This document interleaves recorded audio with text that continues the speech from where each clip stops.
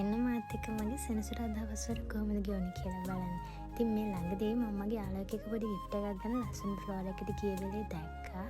එයාලගේ තියෙනවා මේ La Treat කියලා chocolate and cookies range එක. ඉතින් මේක handmade කියලා තමයි ගාලා තිබ්බේ.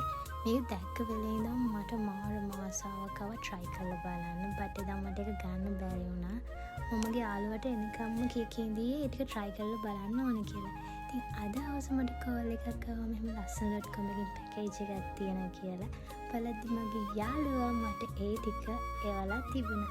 ඉතින් මේ ටික දැක්කම එනම් try කරනකම් ඉවසිල්ලක් තිබ්බේ නෑ. but මේ fruit basket එක දැක්කම ඔක්කොම අමතක වුණා. මට මේකෙන් ප්ලැටර් එකක් හදන්න ආසාවක් ආවා.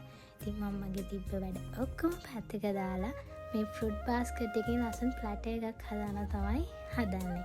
ඉතින් ඒත් එක්ක මම අර cookies ටික දිහා බලාගෙන කල්පනා කරේ අර ඔයාලත් දැකලා ඇති TikTok එකේ එහෙම තියෙනවා ඔය බිස්කොෆ් එහෙම යූස් කරලා එක එක viral recipes try කරනවා.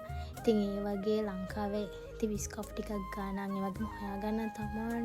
ඉතින් මේ වගේ cookie brand එකකින් මේ වගේ recipes try කරන්න පුළුවන් නේද කියලා.